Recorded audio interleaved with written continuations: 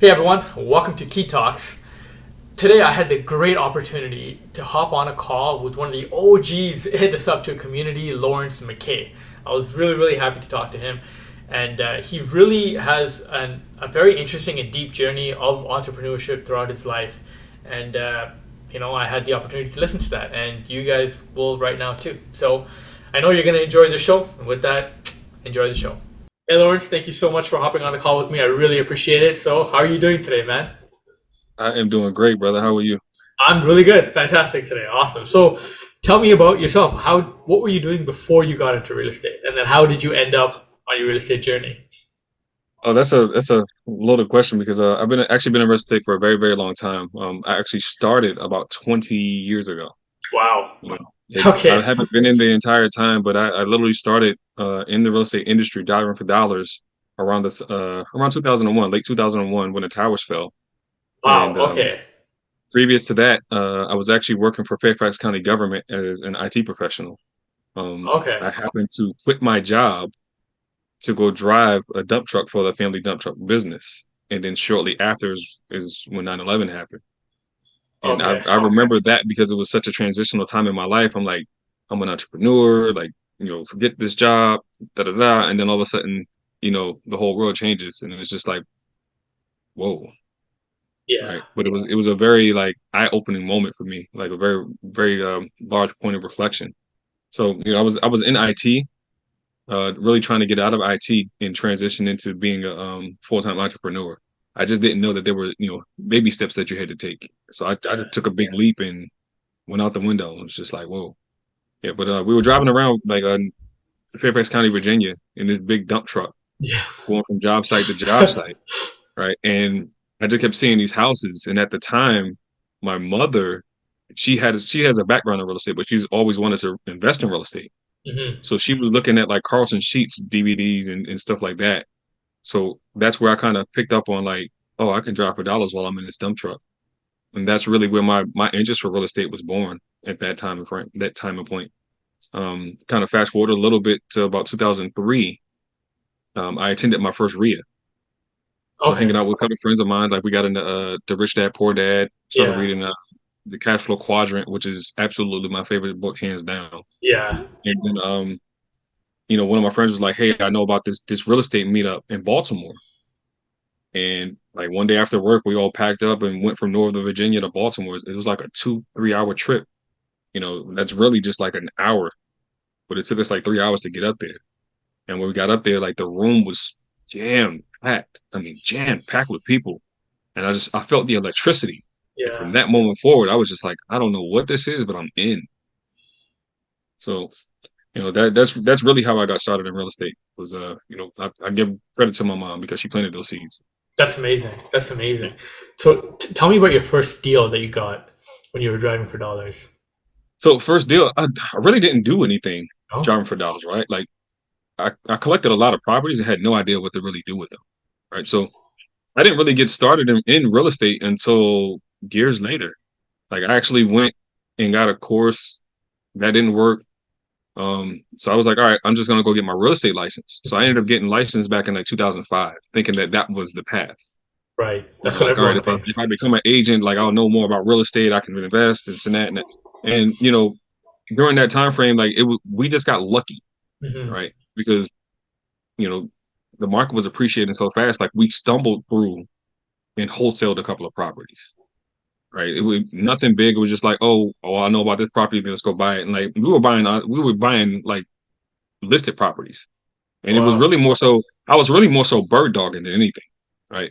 Because I would just go help my friends find them. Like I had Yeah. one friend, neighbor across the street. He bought 6 properties and made like 30K in a couple of months. That's Like amazing. he bought 6 properties, did nothing to them, and then sold them, and actually made 30K. Right, Basically so wholetailed. Well, yeah, not even wholetail. He did nothing. So, nothing at all. Didn't even put yeah. a 10 in them. Like he held on to them for a little while, made a couple monthly payments because he also had a car selling business. So he would sell Oh, cars on the side. But he just paid me a bird dog fee for helping him find certain properties. right. So I didn't really even wholesale. And I stayed trying to be an agent for a while. And then that didn't work. market started to cool off, and I went back into IT back in 2008 when the market tanked. Okay. Yeah. So you had a lot of back and forth, but then during that time span, it's pretty obvious you were still entrepreneurial because you were finding ways to make money in real estate without, like, outside of the traditional method of just listing a property and making a commission, or borrowing a property like a real estate investor, right? So that's So I'm an fascinating. entrepreneur that actually found real estate, right? I started my entrepreneurial journey back when I was like 14. Damn. Um, yeah. So I'm from New Jersey, right? Yeah.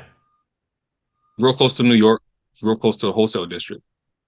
So back then there was no real pipeline. There were a lot of people down in the DC area from up north, from like New Jersey, New York, Pennsylvania, but they couldn't get the things that they wanted, like the clothes and the styles Yeah. and all that stuff. So I Yeah. would drive up, go to specific wholesale spots with a truck, and then drive back with a whole truck and either sell it out of the trunk of my car, or heck, we even turned our basement into a shop at one point in time. But that was when I was much older. But I learned that concept when I was 14. Yeah. Watching my brother do it. Like, he went up, got some clothes, came back down, sold them. First we started with t-shirts, then it was whole outfits, then it was outfits and shoes. You know, that we just kind of took that and ran with it. So when I was an adult, I just recreated what I knew. I just took everything that I knew and just reapplied it in a different way. So your whole family's in business too. You just have one sibling, your brother, or? No, no, no. So my brother's that way. My oldest sister, I won't call her an entrepreneur. She's definitely a hustler, Oh right? yeah. And Nice. there's a huge difference for those who don't know, right? But the hustler, they will move and shake and make things happen. It's like, I got a little here, a little there, a little there. And that's Yeah. my sister. My sister makes things happen. My brother, on the other hand, he was like, no, I know how to do one thing, and I'm going to do that thing. And to me, that's more than entrepreneurs. Like, I'm gonna stick to this until it works. And if it Mhm. doesn't work, I'm gonna make it work. And if I can't make it work, then I'm gonna make something similar work. Yeah. So then, So the entrepreneurial bug is definitely in the family, though. how did you make that transition? Because in 2008 you went back into IT. So when did you go from IT back into like the entrepreneurial role, or were you still doing like a side hustle or a Oh, business on the side? I've always Yeah. had a side hustle for as long as I can remember. Whether it was selling clothes, selling women's purses, which was my biggest item. Like, that was my Really? man. Listen, I wish I could go back to that. Honestly, I had so much fun, and I was single at the time. So, I would go flirt with ladies and, flirt Yeah. with older women, and it was easy for me. But most of the purses sold themselves. So I Yeah. made a lot of pocket change doing that. I was making good money in IT. What else did I sell? I sold water bottles at the gym. I mean, anything, like anything that we could, you know, get in bulk and get in wholesale and then sell at retail. As long as it was legal, I Yeah. didn't care. Yeah. You know, Man, like, whatever that's whatever we had to do to make it move.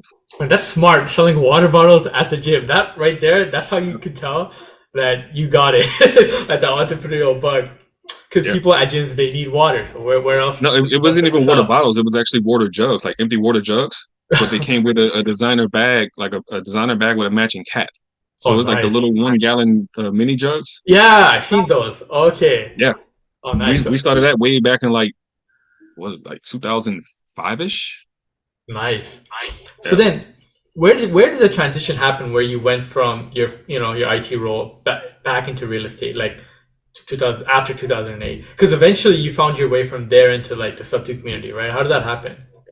So, 2008, I went back into IT. Of Yeah, course, the love and passion for real estate never died. of So I was course. always kind of like monitoring the market, seeing what's going on.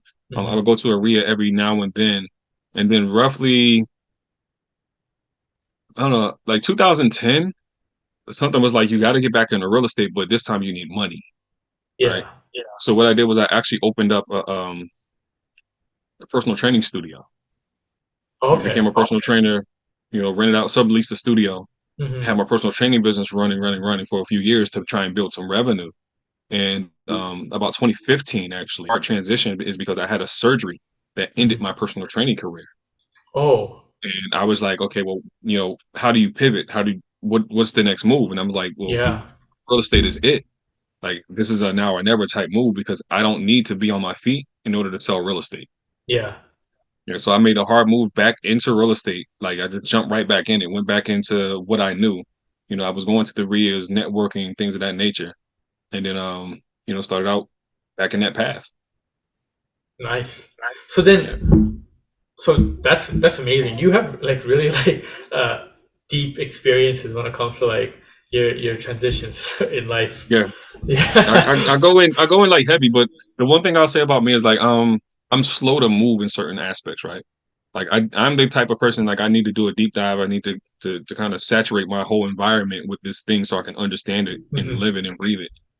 And so it took me a while because I didn't actually jump into my first like my next deal from like 2016. I didn't jump in until I was like 2018, right? And 2018. then Okay. yeah, so no, everybody jumps into sub two, and like you hear all these stories of like people who get in like 30 days they're rocking. That's not me. Yeah. Same. Like I'm just Takes. like I'm the guy who I have to measure 12 times and then I'll cut once. Yeah, but there's always something that I've thought about, and it's skills are also a form of compound interest, right? Even though Mm, you're deep diving, what ends up happening is you're just compounding that longer, and then it's over time it's gonna yeah, exponentially grow, right? yeah, So yeah, so then I wouldn't be too worried about the fact that some people are 30 days in and they're rocking it, because the skill set that you're building, the deep attention that you're putting into work, and things like that will take you much further than what you were like back then. Like that's the way I see yeah. it. No, no, I kind of agree with that because like right now, like I told you, I'm actually one of the regional leaders for the DMV, Yeah. right? But how I got to this position was, so I went through that flip with a few partners of mine in 2018. Hmm. Learned some really, really hard lessons in that flip. So much so that it almost made me tap out of real estate altogether. Really? Okay, I'm Yeah. interested. Tell me about the deal. So I was just a money partner in the deal, right? But I Okay. had gotten into the deal with a few of my partners that I've known from a previous mentorship before Sub Two. Right. Right. Um, they did everything right, right? We knew each other. We had good relationships with each other. They had done a couple of flips on their own. They partnered together. They brought a few people that we all knew each other. Hmm. They worked with contractors that they had used before. Like they did all the homework. The Yeah. deal was solid. Like we were supposed to make, like 50, 60K Nice. Okay. profit on that deal. And it was supposed to be like a 90-day in and out thing. And 90 days turned to 12 months. Oh, So, was it a single built family house or like a small multifamily? single family home in Baltimore. And 90 days was a full gut, went top to bottom.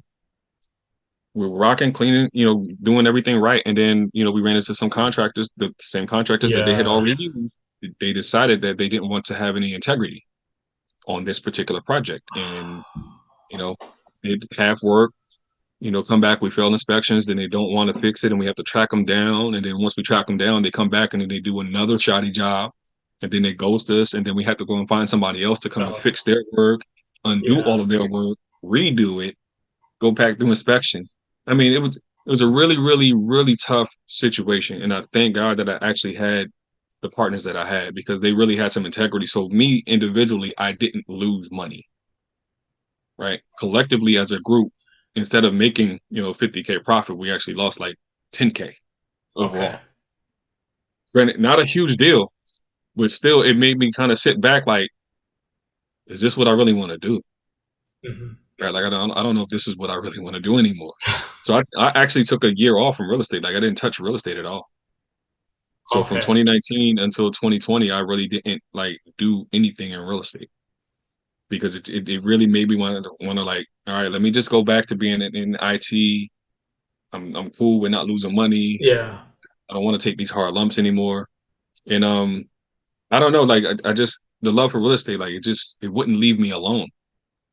It just really wouldn't leave me alone. So a good friend of mine who was actually in the Pace Movie Free group, she's a realtor, Amberly Farthing. Thank you. Thank you. She actually recommended the group. So I jumped Okay. into the group, started watching some YouTube, and then I remember Paige doing like a 4-hour YouTube live. And he was just answering questions, and I'm like, nobody gives these answers away. Like, who is this guy? Like, Yeah.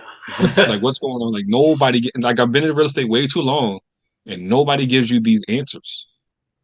So I just kind of watched his YouTube, and then I remember it was actually Thanksgiving weekend of 2020.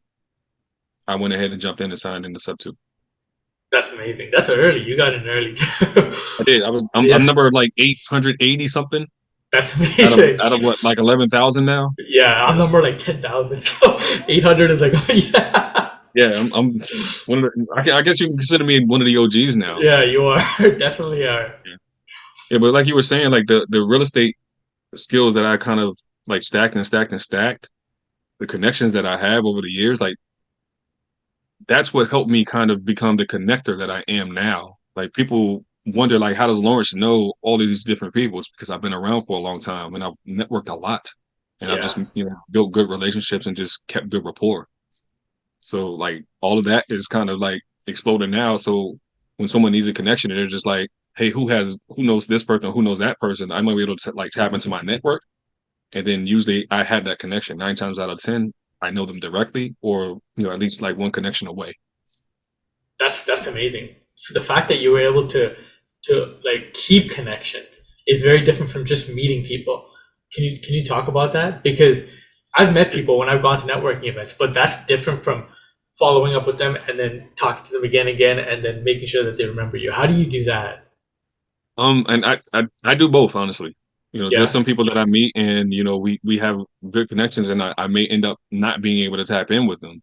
And there are others who, they're of the same mindset where they're like, well, I'm going to be in this for a while, and you just tend to run into them in other places, and then you build rapport from there. You're like, oh, I remember you from over here, and we're going to reconnect again, and we'll have this conversation, or I'll send them a resource, or I'll send them this, or, they Mhm. sent me something, and you just kind of slowly build those relationships where they're really solidified at that point. So, but for me, it's really all about trying to build quality over quantity. Most people want like this mega big phone book, and I'm like, okay, well, how many of those people in that phone book are you going to call? How many of Yeah. them are you genuinely going to send deals to or get resources from? To me, it's really all about quality, not quantity, quality. So, So why is that? Like, give me an example. Like, for example, like if you're going to reach out to a JV partner, why is it more beneficial to have built a stronger relationship with one big capital partner than like have a contact list of like 50 random ones that you might have just met one off? think about this: how many people do you need to buy a house from you? To buy a house for me, just one. Exactly. Right? So if I That's have that one connection with that one solid person that I know is going to close every last single time, why do I need to know the other nine you that don't. may be close? Yeah, you don't. Right? And I'm not saying don't build those relationships because heck, might find another one of your guys in that bunch that nine. Yeah, Yeah. But if I had to take chances, I'm going to take chances on the guy that I know is going to close. right. Because you like already have experience with them and built rapport with them, and you've seen them close many times because you spent Exactly. time with them. That Exactly. makes a lot of sense. I feel like that's something you can only like really learn from experience. Because a lot of people they try to just build up a massive phone book. That's what they do, Yeah. right? Yeah. And I honestly like those people like I get messages from them, right? Mm-hmm. And it's usually the one that like they put a book in your inbox without ever introducing themselves really. It's not like, hey, how are you? Hey, I'm in Subto, or I'm in this network, or this is how I know you, or this is how I even got your contact information. A lot of people's like, hey, I'm so and so, let me tell you a little bit about myself. And boom. And I'm like, I'm not reading that. Like I'm Yeah, not first of all, because to me it's like your first thought is just to kind of like get yourself known, right? It's not to yeah, sit down and have this exchange. It's to push something upon me. yeah. If that's your mindset, then I think we may not we may not align. That's So I tend so. not to call those people back. That's Honestly, like and, it could be a mistake. no. Like I feel like that's really really good advice because like one of the biggest things that like most people do when they join the Subto community, you have to make like 50 friends. You just have to massively message a bunch of people as soon as you Yeah, join it, right? So yeah, even me, I've experienced a bunch of people just copy paste the same message over and over again to everyone. And you know what? I've done it too. In the beginning when I first joined, I did it too to like so many people. But it was only like later on I just started sending shorter and shorter messages after I started talking to people. But yeah. yeah, I feel like it's a skill that I had to kind of learn slowly. But another thing you said is like when you message someone saying, "Hey, I know you from this person," or "I this person referred me." Is that a tactic that you use? Like, or Yeah. Yeah, because I've never thought about that. That that kind of stuck out to me. And so for me, like I hate cold calls, right? Yeah. Because I'm like, who do you like? What bush were you hiding in to get my information, right? Yeah. Yeah. So for me, it's just like, all right, if you can tie me back to somebody I can relate to, then I can understand, what this conversation or how this conversation may go. Like Yeah. if you know somebody that's in my immediate network and they referred you, all right, cool. Like, hey, I know Stacey Thomas. She's awesome. If you had a conversation with her and she referred me, like I know she's sending quality my way. Right? She's Awesome. not going to send anybody that's going to waste my time. So That's for me, it's amazing. like, all right, if Stacey sent you, I'm going to pick up the phone and I'm going to honor that recommendation. That's So amazing, man. So I want to hear about more of the entrepreneurial experience because I know you have like businesses as well, right? That you still yes, do today, right? I And do. you're also a chief investment officer. So how did that happen? So, it's okay properties is my company. It's my real estate company. Like I said, I've always had some kind of side hustle, Yeah. at least since I was, far back as I can remember. So for me, it's natural just to have a company. Even when I had a W-2, I've always had another company. Hmm. Um, I can't count how many things I've done. But like I said, the biggest was the personal training company. That's the one that really kind of showed me what entrepreneurship was. Was. Yeah, so I really kind of dove off into that one heavy, went and really got like real qualified mentoring. Not like, hey, I'm just gonna kind of hang around and like brainstorm or pick this person's brain. Like, no, I paid for mentoring. Hmm. Flew out to Orlando for a couple of years in a row to, different conferences. I really started building and understand what it meant to build a company. And of course, that kind of transition once I could no longer train, that mindset really still shifted into real estate. Like, all right, well, you were building a company, you were building a brand, you were implementing systems, take that same blueprint and apply it just in a different industry. So now I currently have two real estate companies, one for investing.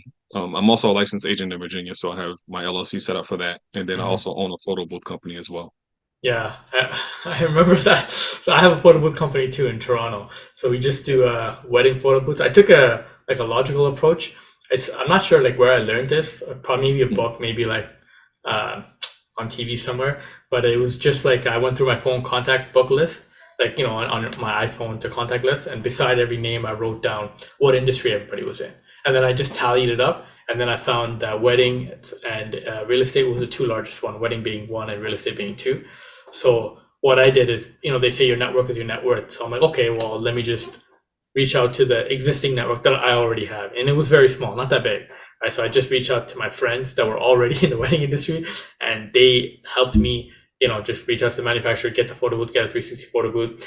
And then in that first year, I spent $0 in marketing and we booked 30 events. Oh, Yeah, because I have like my friends are DJs, my friends are like hall owners, yeah. right? So they have like staging companies. So, like it's just, and these guys are just regular guys that I see every day. They're my friends, right? I just didn't know I had that connection. So I'm like, hey, cool. But this is just here though, in like the I'm gonna take you up on that tip. That's an awesome tip. yeah, it I, was pretty I cool. never thought about doing that, putting a label beside. That's awesome. Yeah. So then I was like, hey, maybe I should do that with the real estate thing too. So I did the same thing. And obviously, it wasn't my biggest one. It was much smaller, but it was still number two on my list. Right. Hmm. So because it was number two, I just started making calls. And then it was through talking to people that I understood, okay, you know, I can't just go out and because where I live in Toronto, like, it's like New York, it's really expensive. Right? Like Yeah. a 2,000 square feet house here costs like $2 million. I'm not going to cash flow on that. It's not going to Right. happen. Like, what am I going to do? So that's why I went all the way. I started learning about like cash flowing properties, and then I got recommended to books like Robert Kiyosaki's Rich Dad Poor Dad. Started watching like a bunch of YouTubers and learning more as well. And then I decided to go out and then try Sault Ste. Marie, try Sudbury, and all these other places. And then I just started networking more, and now that network has grown to be bigger than the network I had for the wedding industry. Yeah. I just spent more time in it. So that's another thing. When you spend more time in it, you end up growing a network too, right? So Yeah. Absolutely. yeah, Absolutely. What you focus on will definitely grow more. yeah, yeah. But that's awesome that you 30 some odd events in a year. Well, Oh, yeah, I know, crazy, right? But remember, like, mind boggling. Yeah, it's because I had friends like I'm 34 this year, but then I Mm. had friends when we were in high school. They started a DJ company when they were grade 10. So if I'm reaching out to them when I'm 32, they're pretty big already. Like I have friends Yeah, who have staging companies. I have friends who own event spaces, and I knew a few event coordinators, and these are just everyday people, right? yeah, This is what they do full time. So that's why yeah. I was able to get that, and all of it, like 90% of those bookings, all came from just referrals through those guys. They Wow. were helping me out, so I just gave them a kickback, and that's it. I didn't have to do direct to consumer marketing. Yeah, I call that love. Yeah, You know, yeah. showing love, man. Like you look out for me, I'm gonna look out for you. Yeah, so I was Absolutely. very, very fortunate. And then I realized, you know what, real estate's probably going to be the same thing. So then, probably, right? And then Yeah, definitely. yeah, and I love the fact that like Pace Morby is all about like giving, be a giver, and Yeah, he preaches that kind of stuff. So I'm like, hey, I love that message. And Subto Committee was like networking on steroids. So I'm like, why not? yeah, yeah. That we are. Woof. There's always intern. Actually, I think there's something tonight where it's like a what was it called? Speed dating for real estate. Oh yeah, I haven't Yeah, I done think I that. want to say Jesse Stanton put it together, but it's literally speed dating, a networking event. So Cool. if look in the calendar, you'll see it Okay, on the Zoom calendar. I'm gonna see what Actually, time it is. it might be canceled tonight. I forgot Mastermind weekends this weekend. Right, right. All the Zooms are canceled. I was supposed to have a live Yeah, assessment today for something else. Got canceled, rescheduled. yeah. So, So check for it next week, but you'll see it. You'll see it come up. But uh, you said something about event spaces. yeah, yeah. There's Right. there's a like I know a few people who have event spaces here in Yeah. in the So that's Toronto area. actually how I Yeah. got into the photo booth industry. Really? Is I was looking for event spaces as a real estate entrepreneur, right? Oh, And everybody kept mentioning like photo booths as an add-on. yeah. Like, hey, here's additional income. But then when I looked at photo booths as a business model, I'm like, no, this is a whole full-blown business model. Business Like you can, model. this is a business. Like this is not an add-on. Mm, And ironically, I see that a lot.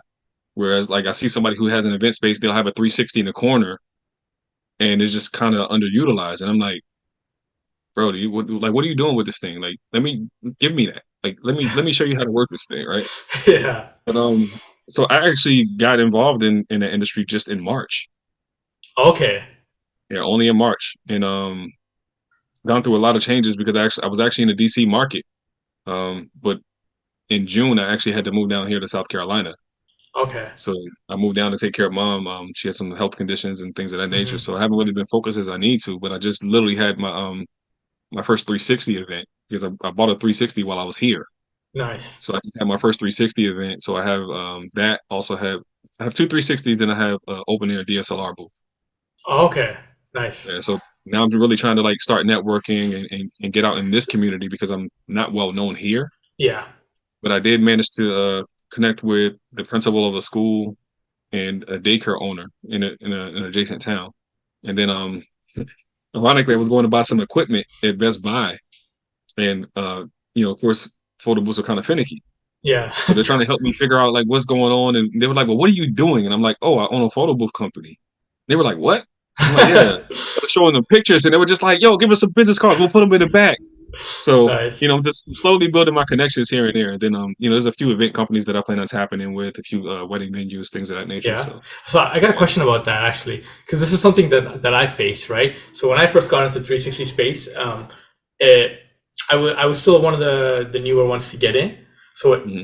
it was easy to not overcharge, but to charge what you're worth, right? So Yeah. then, yeah, for example, for 3 hours, we were charging $1,500, Yeah. right? For Absolutely. yeah, that was the rate at the time. But then, as the market gets diluted, and there are more and more, more and more people will come and do it because it's more accessible. The products get cheaper over time. So when competition comes, price gets diluted, right? Because that's how it works. So how do you Yes. maintain a brand name when you have competitors who are outpricing you at a lower and lower rate? So my question there really is like, how do you do that? Because that is a business skill like some people have, and I've seen some very successful companies who charge like 5,000, and they're very niche to like the luxury market, or do you know what I mean? But Hmm. they've been in for many years and they've built a name and brand. But how do you do that in a shorter amount of time to build like a name so you people know that, oh, these guys, this is what they're worth, and I'm comfortable with that.